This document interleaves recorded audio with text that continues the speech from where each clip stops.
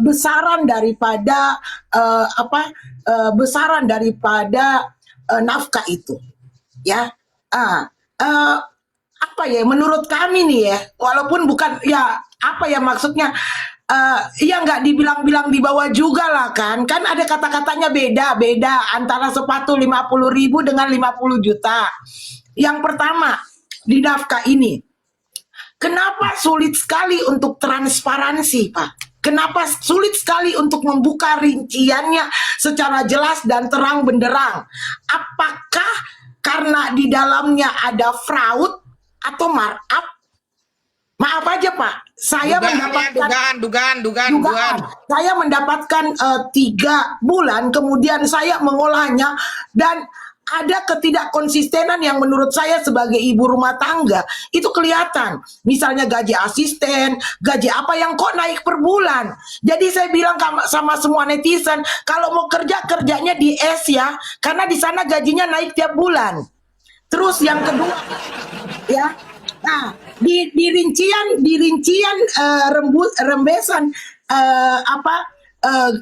nafkah yang saya lihat itu seakan-akan bukan nafkah anak, tetapi di dalamnya sepertinya ada nafkah baby sister, ada nafkah ART, ada nafkah driver, security, ada nafkahnya tante, ada nafkahnya paman, bahkan mungkin ada nafkahnya ini si lelaki ini, kayak gitu. Bisa jadi Pak ya menurut saya. Nah, apakah menurut Bapak di sini memang, kalau menurut saya ya dugaan saya memang di keuangan Pak. Ya, saya memang di keuangan, saya menganalisis itu dan saya melihat indikasi hipotesis saya mengatakan bahwa itu ada dugaan fraud dan markup. Satu. Terus yang kedua adalah diduga bahwa ini bukan nafkah anak, tetapi ini adalah nafkah rumah tangga. Entah rumah tangganya siapa Pak. Silakan Pak.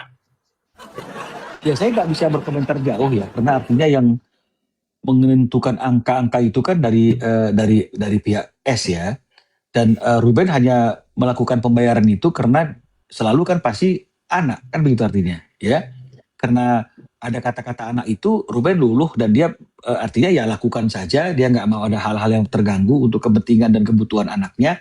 Tapi meskipun demikian sebenarnya kan Ruben juga tetap bertanya, ya mana ini ya perinciannya, ini untuk apa saja, dan kembali ke akta 39 itu kan harusnya disampaikan dulu, didiskusikan dulu, baru diputuskan.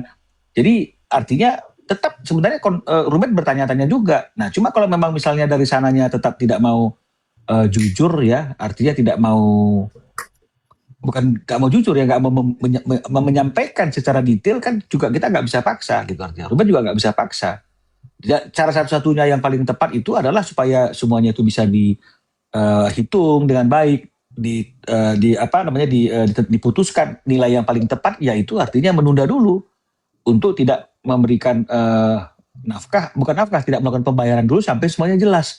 Tapi kan ini nanti kemudian disampaikan lagi sudah tidak dinafkahi. Nah sekarang kita tanya nafkahnya berapa? Nggak berani juga ngomongnya berapa. Karena kalau nafkah itu kan pasti kan dia tuh harusnya fix ya, anak-anak itu kan fix ya, berapa ininya segala macam kan begitu ya, kecuali ada hal-hal yang urgent gitu misalnya. Tapi kan ini kan tidak gitu loh, fluktuasi gitu, dan fluktuasinya itu bukan fluktuasi kebutuhan anak-anak, fluktuasi karena kenaikan gaji ART kan gitu kan. Jadi ini yang juga perlu diklarifikasi. Nah saya kira seperti itulah ya, karena memang kalau misalnya sudah ada perbedaan pendapat, memang susah lah untuk mencari satu kesamaan, karena pasti semuanya sudah melihatnya dari kacamata masing-masing. Makanya saya katakan dari kemarin, ayo dong kita masuk ke ruang tenang, saat teduh, supaya ruang publik itu menjadi kondusif, kita fokus kepada perjuangan bagaimana supaya hak asuh anak-anak ini menjadi jelas gitu ya, termasuk tentunya dugaan eksploitasi anak itu bisa diselesaikan dengan baik dalam putusan Pengadilan Negeri Jakarta Selatan itu. Dan saya komitmen gitu. Ini karena saya artinya itu tadi itu saya berpikir memang perlu ada ruang juga untuk teman-teman yang support Ruben dalam komunikasi seperti ini, makanya saya hadir kan begitu. Bukan karena untuk apa-apa ya, karena teman-teman media yang lain dari kemarin juga udah minta waktu buat saya untuk wawancara saya sudah bilang sementara ini saya mau istirahat dulu. Kenapa? Saya harus konsisten.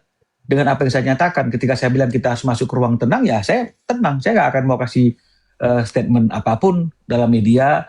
Ya, teman-teman media mungkin kesel, ya mohon maaf, bukan karena saya artinya itu ada sesuatu dan lain hal, tapi memang kan saya juga harus mempraktekkan.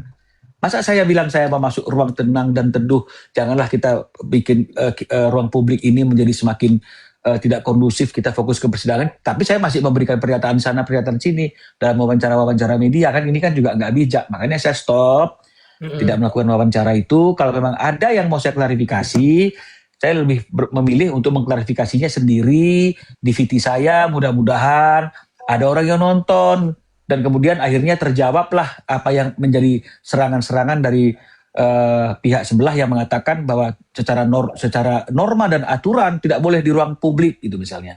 Sementara kita banyak melihat kan, bahkan pejabat-pejabat KPK segala macam, polisi, mereka juga sering menggunakan ruang publik untuk menunjukkan bukti sesuatu gitu loh. Artinya itu juga salah dong kalau begitu.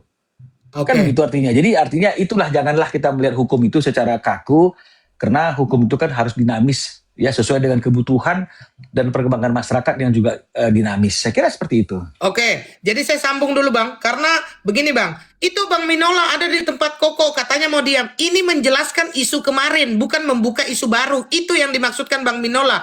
Kadang-kadang Ya, kalau betul. hatinya penuh Betul. kebencian, kita senyum napas juga salah. Nah, di sini saya cuma mau lebih kasih perjelas Bang. Di Akta 39 itu benar ya, 75 juta dikurangin onyo berarti harusnya 50 juta Oh, satu bulan. enggak, saya luruskan.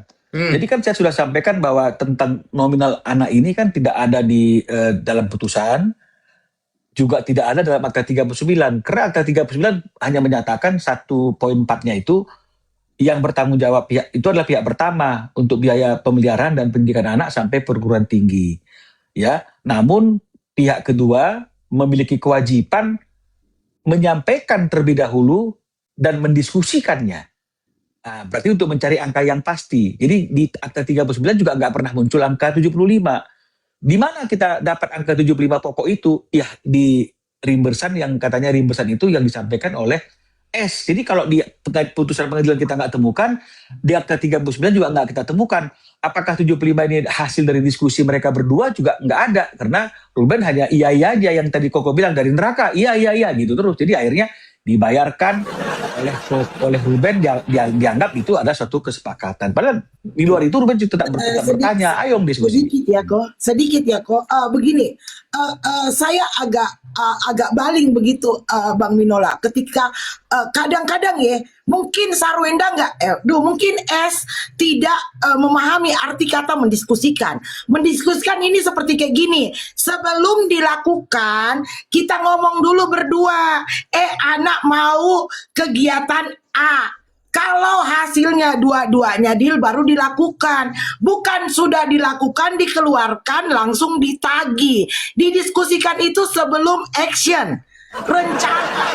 Ya, kayak gitu. Supaya paham. Karena saya melihat memang dari berapa kali rembesan ini nggak pernah ada diskusi.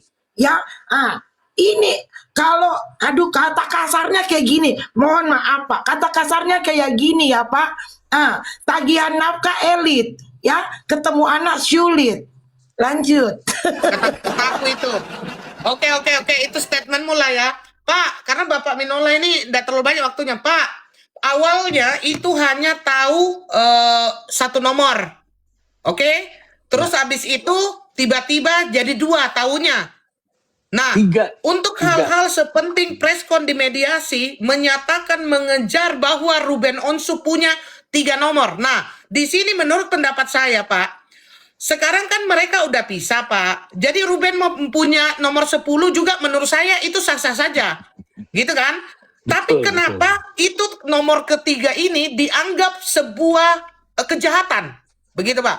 Nah, sedangkan menurut pendapat keimanan saya, harusnya yang penting kalau WA, kalau telepon, kalau chat, berhubungan dengan anak itu nyambung gitu Pak. Silakan Pak. Betul. Iya, jadi kan awalnya kan ini bicara mengenai masalah pindah rumah itu, apakah sudah disampaikan apa belum. Kita kan bilang Ruben belum dapat informasi, memang yang saya tahu seperti itu. Kan begitu ya.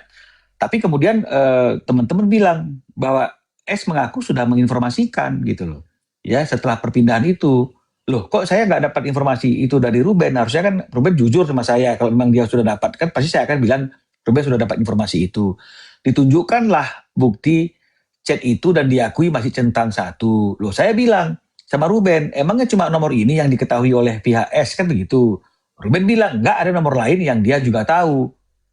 Kenapa kok nggak dichat ke situ? Nggak tahu, karena biasanya juga dia ngechatnya ke nomor itu kok, itulah makanya muncul tanggal 25 Juni yang kemudian dipelintir itu, ya. Nah, jadi artinya kan mereka kan tetap kekeh bahwa yang mereka tahu hanya satu nomor yang contreng satu itu. Nah, tapi kemudian kemarin mereka muncul mengatakan bahwa Ruben punya 3 nomor gitu artinya. Nah, artinya kalau memang punya 3 nomor, betul kata Koko, salahnya di mana?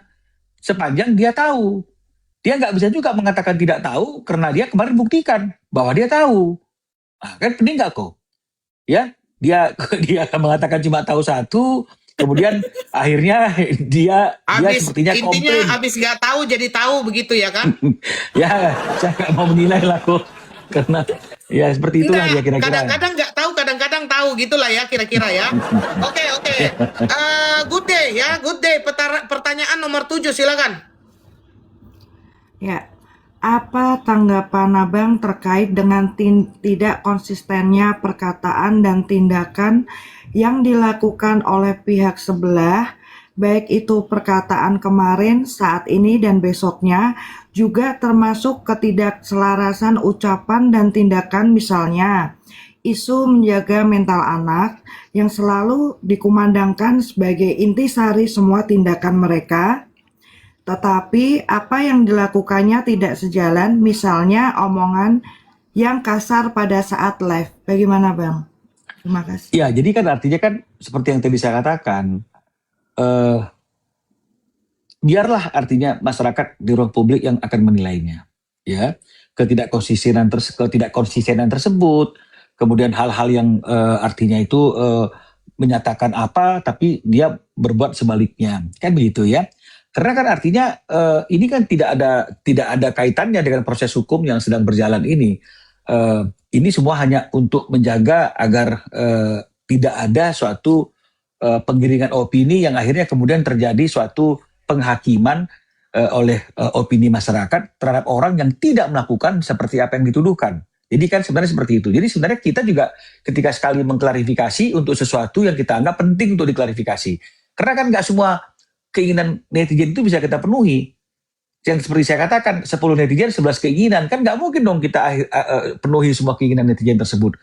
Termasuk juga terkait dengan masalah pembuktian dan klarifikasi. Kita akan pilih klarifikasi yang memang menurut kita itu adalah penting. Jadi kalau misalnya kemudian hal-hal yang lain tidak kita klarifikasi, karena menurut kacamata kami itu sesuatu hal yang tidak penting, bukan karena ada hal-hal yang lain, kan begitu artinya. Nah, kacamatanya boleh berbeda dong, berbeda antara netizen dan juga kuasa hukum. Nah, makanya seperti yang saya sampaikan itu kan begini dia tuh, harus bisa dibedakan sesuatu yang dapat dikategorikan hanya sebagai keingintahuan publik dengan sesuatu yang memang harus diketahui oleh publik. Ya, jadi artinya mana yang harus diketahui oleh publik, karena kita anggap itu satu tuduhan yang perlu diluruskan, ya kita sampaikan. Karena ini bicara tentang apa yang harus diketahui oleh publik, bukan apa yang harus diberikan sesuai dengan keinginan publik. Nah, jadi ini dia yang harus bisa dibedakan. Karena kalau kita nggak bisa membedakan, akhirnya kita akan terjebak untuk selalu memenuhi keinginan publik. Dan keinginan publik itu nggak ada habis-habisnya. Ya, minta ini dikasih, habis itu minta itu lagi, minta ini lagi. Nah, makanya saya mengatakan dalam beberapa postingan saya itu, bahwa orang yang kontra akan selalu mencari-cari kesalahan, kan begitu. Orang yang pro akan selalu mencari-cari pembenaran, gitu loh. Tapi kalau orang yang cerdas, ya orang yang tulus, ikhlas, yang dia cari itu bukan kesalahan, yang dia cari itu bukan pembenaran, tapi adalah fakta dan bukti, gitu loh. Karena kesalahan bisa diperbaiki kalau memang kita berani untuk mengakuinya, dan kalau misalnya kebenaran nggak perlu dicari. Kalau memang benar ya benar saja, gitu loh. Jadi, namun kan ini kan disalahartikan juga oleh masyarakat, gitu loh. Oh, memang kau aja yang benar, gitu-gitu ya. Tapi saya nggak jadi persoalan. Saya tetap mendoakan orang-orang yang berbeda pendapat dengan saya, menghina saya, karena saya juga punya filosofi kok. Saya mengatakan demikian filosofi saya itu. Bahwa perbedaan pendapat itu bagi saya adalah wujud dari kekayaan pola pikir. Bukan wujud dari adanya perbedaan yang membuat perpecahan satu dengan yang lain. Ya, Mantap. itulah dia Bhinneka Tunggal Ika, kan begitu artinya ya. Jadi setiap perbedaan pendapat itu bagi saya adalah wujud atas kekayaan pola pikir. Ya pasti banyak pola pikir, bukan wujud dari adanya perbedaan yang membuat kau dan aku berbeda, kita harus ribut, enggak. Nah, Bang, Ya. maaf, saya potong sedikit, Bang. Ada hubungannya Ya. dengan ini. Ada pelaporan beberapa akun yang dilayangkan, maksudnya yang kita lihat sama-sama, Bang. Untuk pendukung-pendukung dari RO mungkin ya. Menurut Abang tentang kebebasan manusia untuk bersuara, bagaimana itu, Bang? Ya kan saya sudah pernah juga itu sampaikan sedikit-sedikit ya. Ini kan bicara tentang aturan, kan begitu artinya. Ada SK 3 Menteri kan, SK bersama, ada putusan MK. Ini kan juga artinya kan sudah memberikan suatu rumusan bahwa seorang pejabat publik, publik figur yang memang dia melakukan aktivitasnya di ruangan publik, dia memang ketika menjadi seorang public figure atau misalnya pejabat publik yang selalu menjadi sorotan masyarakat atau publik, dia berarti harusnya sudah menyatakan siap untuk dikritik, ya, siap untuk diberikan komentar. Dan komentar itu kan nggak selalu bagus. Komentar itu kan bisa saja negatif. Kan nggak mungkin hanya gara-gara berbeda pendapat kita laporin, kan begitu artinya, ya. Artinya dia kayak saya misalnya, saya dihina-hina misalnya, macam lah gitu misalnya. Minola kenapa sih minta spill harga-harga tas? Nggak ada, itu kan dulu dibelinya pada waktu menikah, macam-macam. Padahal dia nggak lihat konteksnya. Konteksnya saya ditertawa-tertawai.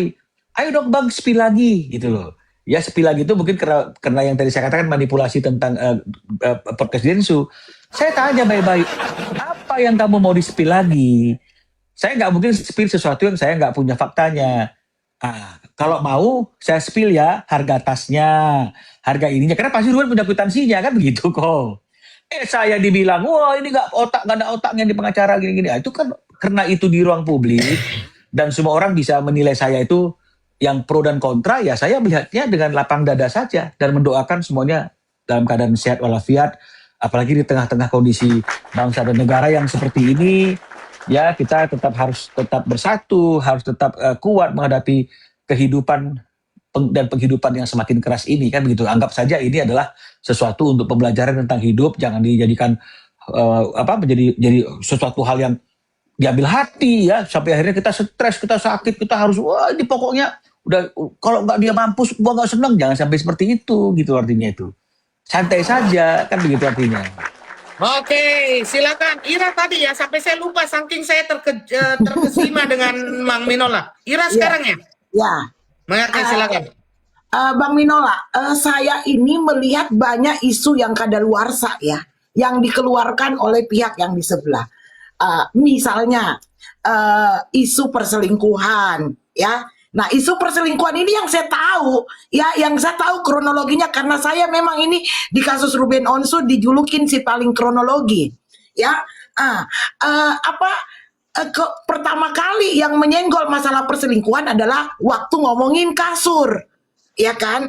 Nah, sementara Abang memberikan yang namanya video itu hanya untuk memberikan bukti kepada publik bahwa yang mengaku tak kemarin tidak si paling huru hara, yang mengaku si paling kalem, yang mengaku Ibu Ratu Peri sejagat dunia kayak gitu, ya kan? Nih bisa berteriak histeris, kan nggak nyambung. Dan saya melihat ada itikat baik dari Bapak ketika video itu ditayangkan, Bapak ngomong supaya suara itu nggak kedengaran. Itu yang saya lihat, satu. Kemudian yang kedua, isu harta gonogini. Isu harta gonogini, Bapak ya, itu kan yang saya tahunya 50-50 bagi rata. Kayak gitu, dari 4 bangunan dan beberapa kendaraan bermotor. Kenapa nggak 50-50 Pak? Kenapa yang harga tinggi semua ada di Sarwenda? yang rendah semua ada di Ruben. Apakah ini bentuk juga mengalahnya Pak Ruben? Nah, kemudian Bapak, isu yang kadaluarsa ini, ya harusnya ini isunya masuknya di gugatan perceraian, bukan di gugatan hak asuh anak.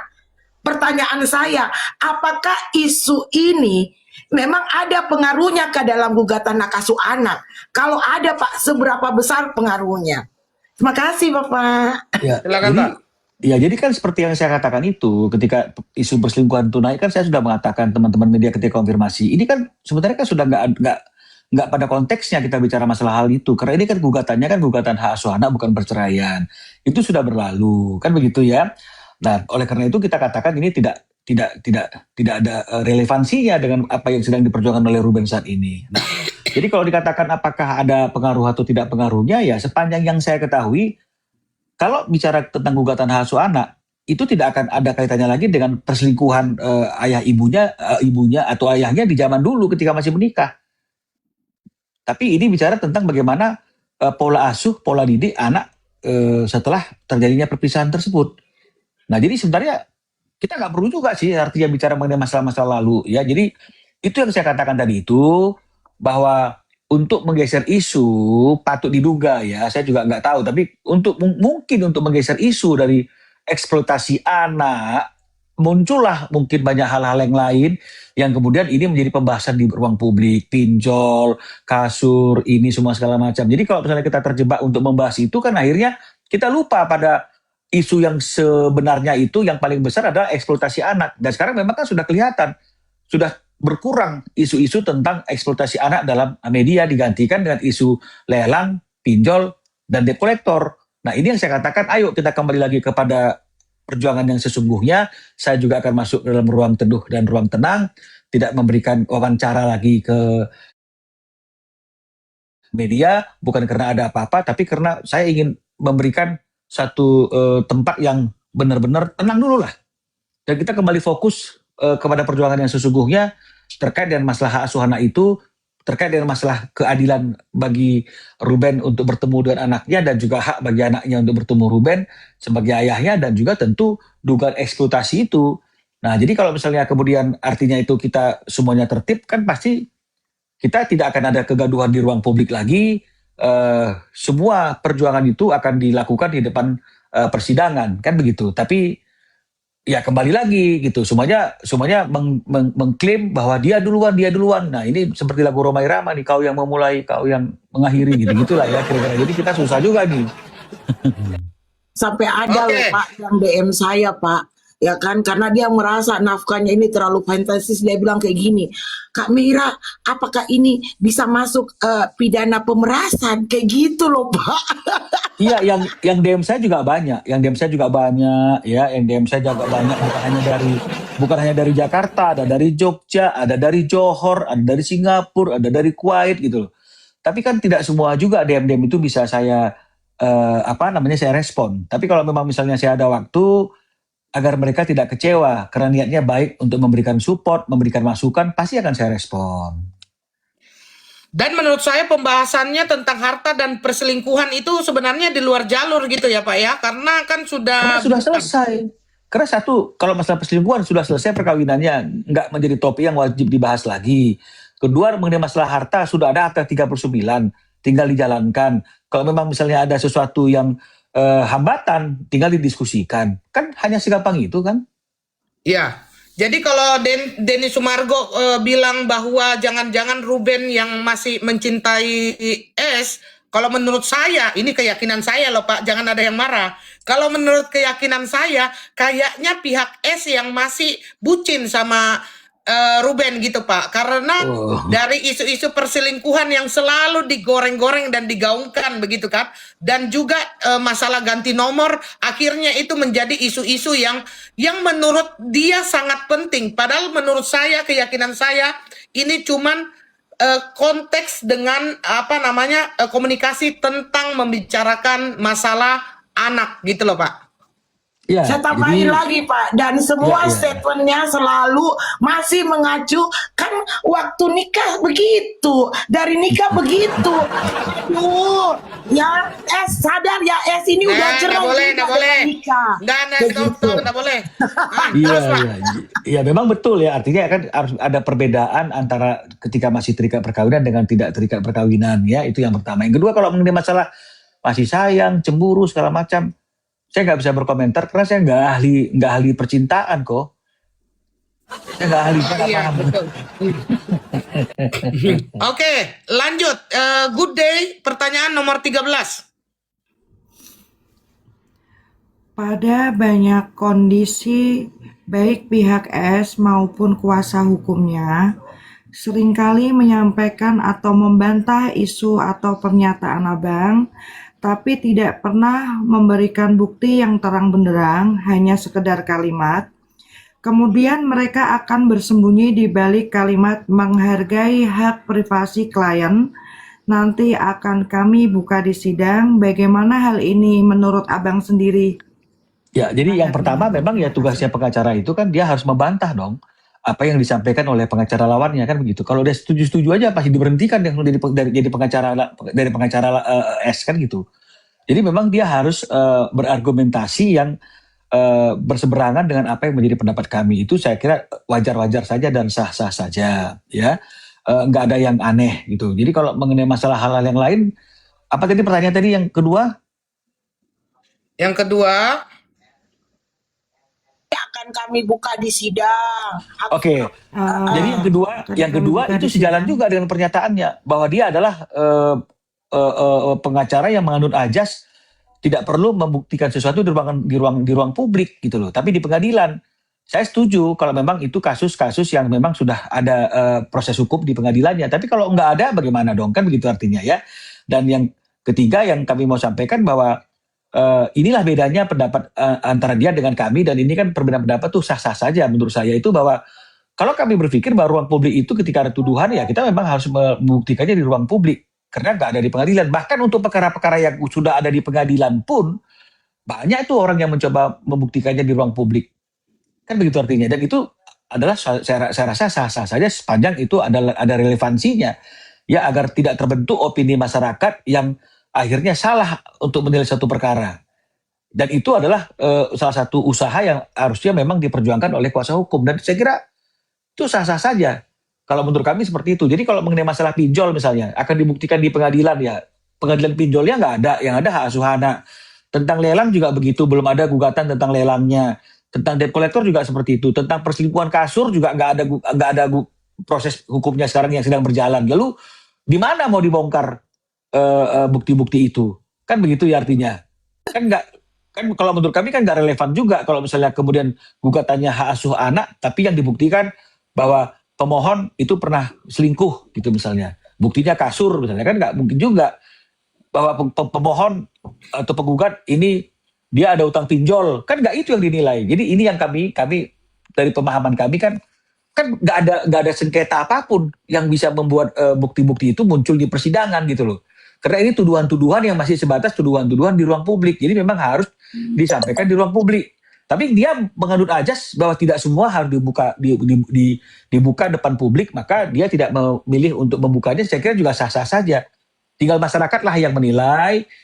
Memang dia nggak mau buka karena memang dia menghormati proses persidangan, atau memang dia nggak punya bukti. Kan hanya dua itu aja kemungkinannya. Oke, saya selanjutnya ini saya ulang berapa kali ya, karena kami ini sangat terganggu ya dengan misalkan ada kata-kata mantan ayah, itu yang pertama. Yang kedua, yang terakhir yang paling shock itu yang tadi yang disampaikan Ira, jangan pojokkan klien saya nanti anaknya marah. Yang ketiga, yang titik terendah penyakit Ruben ya, itu yang ketiga. Yang keempat ini ada kan kemarin kan dibilang isu perselingkian ya, maaf di ini karena TikTok ya. Nah, di sini saya menemukan ya di Jakarta Kompas ya, Pak ya. Jakarta Kompas ini ya, lihat ya Kompas ya. Nah, kuasa hukum S membantah bahwa RO gugat cerai S karena ada orang ketiga. Yang pasti kami sampaikan bahwa terkait orang ketiga ini juga tidak ada. Kami bantah 100% tidak ada orang ketiga yang menyebabkan perceraian, ujar pengacara S, si pengacara C. Nah, ini menurut abang ini yang bikin kita itu saksi syok dan selalu terkejut karena dengan adanya pemberitaan yang lompat-lompat gitu kayak kodok gitu bang. Jadi kadang di sini, kadang di sana, kadang di sini. Jadi kalau abang aja sekelas pengacara jangan bilang abang bingung ya. Karena kan kami ini bingung bang. Kita mau minta pencerahan ini. Dan kenapa tidak adanya tidak adanya atau dengan kata lain anti untuk meminta maaf untuk segala hal yang sudah diumbar ke publik tetapi dan menjadi blunder menurut dugaan saya dan antipati untuk mengatakan maaf bang. Ayo silakan bang. Ya, kalau mengenai masalah mantan ayah itu mungkin saya rasa itu pengacara S hanya keselip lidah saja ya. Kalau menurut pendapat saya ya, mungkin tidak dengan kesengajaan menyampaikan hal yang seperti itu ya. Kalau menurut pendapat saya seperti itu ya. Terus yang kedua terkait dengan masalah apa tadi kok? Masalah anak bisa tersakiti gitu loh. Artinya jangan terlalu pojokkan ibunya, nanti anaknya tidak sayang lagi sama orang yang memojokkan. Sebenarnya kan ini juga menurut saya kan juga nggak perlu disampaikan ya, karena kan harus berimbang. Harusnya juga ada kata-kata memojokkan ayahnya juga itu akan membuat anak-anak tidak akan sayang lagi kan begitu. Jadi saya rasa ini hanya bentuk dari kuasa hukum S untuk mempertahankan kepentingan hukum kliennya. Saya kira itu sih ya, makanya saya melihatnya dari sisi positif terus. Saya susah sih, saya melihatnya semuanya dari sisi positif gitu loh. Nggak pernah sisi negatif gitu ya. Nah, sorry ya. Terus yang ketiga tadi apa? Yang titik terendah penyakit Ruben itu sakaratul maut yang tadi itu. Ya, jadi kalau saya rasa kan nggak mungkin ya, karena pasti kuasa hukum sebelah kan nggak hadir ya pada waktu Ruben sakit, opname semua segala macam. Ini pasti dia nggak hadir di situ. Nah, jadi mungkin ini adalah perkataan dari kliennya yang kemudian dia sampaikan ke publik gitu loh, untuk menunjukkan bahwa Ruben mungkin pernah sakit yang sangat yang sangat parah misalnya begitu, dan juga mungkin ingin menunjukkan bahwa meskipun sakitnya parah bahwa S setia mendampinginya. Mungkin hanya itu saja yang ingin disampaikan oleh kuasa hukum sebelah. Nah, yang terakhir mengenai masalah apa yang keempat tadi? Yang kan digoreng isu perselingkuhan gitu kan. Di sini tanggal berapa ini ya Bang ya? Tanggal enggak tahu lah. Betul. Nah, ini yang kadang-kadang mungkin dia lupa gitu. Makanya saya katakan yang sudah lampau-lampau itu jangan dibawa-bawa lagi ke depan gitu loh. Perceraian itu sudah selesai, jangan dibawa-bawa lagi. Karena kalau misalnya kita bawa-bawa yang sudah lalu, kadang-kadang kita lupa kan dulu tuh apa sih alasannya, kan begitu artinya. Nah, ini sekarang akhirnya seperti itu. Di dulunya mengatakan bahwa meyakini bahwa perpisahan ini bukan karena ada pihak ketiga, karena coba bawa-bawa yang lama-lama lagi, sekarang malahan ngomongnya berbeda. Itulah makanya saya katakan mari kita konsen kepada fokus persoalan aja, jangan melebar. Karena ketika melebar, nanti kita sendiri, saya aja mungkin bisa salah ya, karena kan manusia itu kan nggak ada yang sempurna kok. Tapi akhirnya itu kan akan membuat kita jadi sorotan gitu loh. Jadi ada celah yang membuat kita diserang. Saya kira seperti itu kok. Nah, di situ juga kan ada di titik terendah penyakit klien kami ada kan, itu kan istrinya Bang. Nanti kalau orang lain lagi yang ada kan salah lagi Bang. Betul. Ini dah kan saya udah bilang kok. Betul. Inilah yang tidak wajar kalau Meira yang ada di sana. Iya. Inilah bedanya. Ya, artinya Ruben sakit karena masih suami istri, ya pasti istrinya yang dampingi kan begitu artinya. Kita tahu semua dan itu tidak menjadi sesuatu yang kita besar-besarkan. Beda kan dengan yang sebelah. Ketika saya hanya mengatakan mau apa lagi yang di-spill, harga tas ya, mereka langsung goreng-goreng di tweet misalnya. Kan masih istrinya, wajar dong dibeliin tas. Nah, jadi kan lucu. Padahal kita nggak ada hal apapun yang artinya itu niatnya untuk menjatuhkan atau menjelekkan, hanya sekedar menyampaikan saja mau mana lagi. Tapi selalu dipandangnya kita negatif terus gitu loh. Makanya saya katakan kekurangan saya cuma satu. Saya selalu melihat sesuatu itu dari sisi positifnya dulu kok. Sampai saya tidak menemukan hal-hal positif yang seperti saya pikirkan, baru saya menghakimi orang lain. Jadi ini yang memang bedanya di situ gitu. Saya ketika misalnya rekan sebelah ngomong begini-begini, saya melihatnya mungkin dia membela, mungkin dia seperti ini. Jadi hal yang positifnya dulu yang saya pikirkan, bukan hal yang negatifnya. Oke, itu abang kan selalu positif. Saya juga orangnya positif banget bang. Tapi kadang-kadang melihat kasus ini, kadang-kadang aku positif thinking, kadang-kadang bisa jadi positif sinting gitu bang. Biar nggak tegang-tegang ya, biar nggak tegang-tegang. Preti, seandainya ini ada Bang Minola di sini, saya mungkin ada Ruben juga karena ada Bang Minola di sini. Seandainya ada Ruben di sini, apa yang kamu mau sampaikan untuk calon suamimu? Silakan Preti.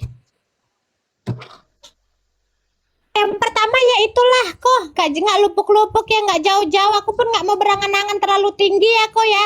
Yang mau ku sampaikan gini aja. Ya aku minta tolonglah, minta nomornya biar ku WA biar jalan ini kan gitu. Makasih Om.